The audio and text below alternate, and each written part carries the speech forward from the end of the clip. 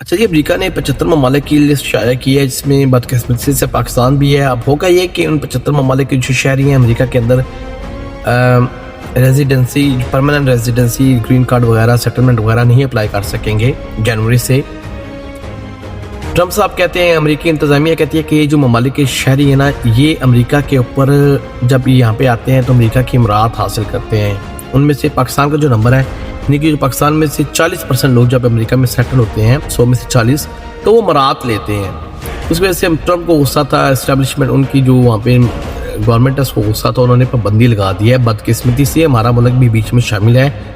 اور آپ کو یہ بھی بتاتا چلوں کہ ان 75 ممالک میں انڈیا کہیں بھی نہیں ہے۔ بنگلہ دیش، سوڈان، صومالیہ، ایران، افغانستان، پاکستان، یعنی کہ یہ ممالک ہیں، 75 ممالک ہیں، ان میں پاکستان ہے، انڈیا نہیں ہے۔ ایک تو بات یہ ہوگی۔ دوسری بات یہ ہے، افسوس کی بات تو یہ ہے کہ ہم خوش ہو رہے تھے پچھلے 6-8 مہینے سے، اور جی امریکہ بہادر کی نظر میں ہماری عزت بڑی ہے، قدر بڑی ہے، کیونکہ ہم نے انڈیا کا سو کارڈ ہرا لیا ہے 12 دنوں میں۔ پتہ نہیں کیسے ہرا لیا، مجھے تو آج تک سمجھ نہیں آئی۔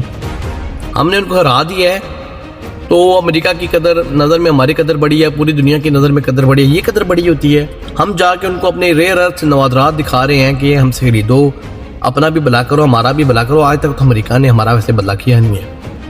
ہمارے پرائم منسٹر صاحب جا کے فیلڈ مارشل صاحب جا کے وہاں پہ ان کو نوادرات دکھا رہے ہیں، اور امریکہ ہمارے ہی شہریوں پہ پابندی لگا رہا ہے۔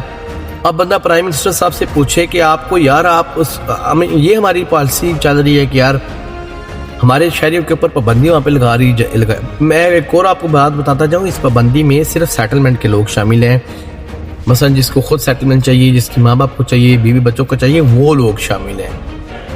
اور جن کی لگ گئی ہے، جن کو سیٹلمنٹ ہوگی ہے، وہ اس سے متاثر نہیں ہوں گے۔ اور اس کے اندر جو لوگ وزٹ ویزے پہ جا رہے ہیں، اسٹڈی ویزے پہ جا رہے ہیں، بزنس ویزے پہ جا رہے ہیں، وہ لوگ شامل نہیں ہیں۔ صرف سیٹلمنٹ، یعنی کہ وہ امریکہ کہہ رہے آؤ اتنے پڑھو لکھو، سیر سپاٹا کرو، بزنس کرو، لیکن دفع ہو جاؤ۔ امریکہ کہہ رہا ہے ساڑھے اتنے سیٹل نہ ہو، یعنی کہ ظلم ہے، ایک ٹو ٹیئر سسٹم کہہ لیں۔ پر جی امریکہ بہادر ہے، وہ تو بدماش بنے ہوئے ہیں، ان کا اپنا ملک ہے، وہ اپنی پالیسیز بنا رہے ہیں، اور جن کو وہ ممالک کو بیچ میں شامل کرنا چاہتے ہیں، بدقسمتی سے ہمارا بھی ملک میں بیچ میں شامل ہے۔ تو ہماری ظاہر ہے گورنمنٹ کو چاہیے کہ یار ان سے بات کریں کہ بھائی ہم تو آپ کی سبھی مانتے جا رہے ہیں، اور 80 سالوں سے منواتے بھی جا رہے ہو آپ لوگ، تو ہمارے بھی کچھ مانو، ہمارے اوپر بھی کوئی نظر کرم کرو، ہماری قوم کا بھی بھلا کرو، ہمارے لوگوں کے لیے بھی آسانیاں پیدا کرو۔ جو لوگ وہاں پہ جاتے ہیں، محنت کرتے ہیں، ٹیکس دیتے ہیں، بعد میں سیٹل ہوتے ہیں، آپ کے شہری بنتے ہیں، تو آپ ان کے ساتھ اتنا ظلم کر رہے ہو۔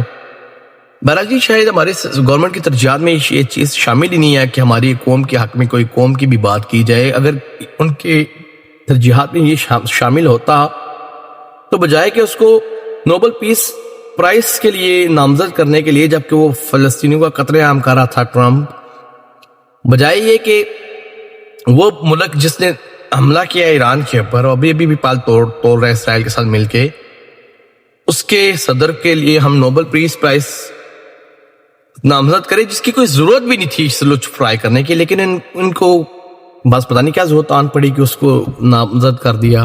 دنیا کا وہ کتنا بڑا بدماش ہے۔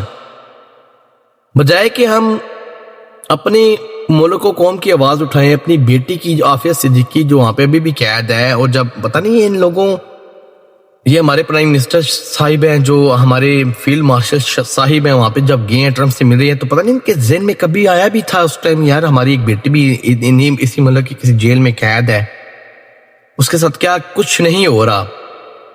پتہ نہیں یار، اللہ تعالیٰ ان سے حساب لے گا، اللہ تعالیٰ ان سے پوچھے، ہم کیا کہہ سکتے ہیں، ہم تو صرف آواز بلند کر سکتے ہیں۔ پاکستان زندہ۔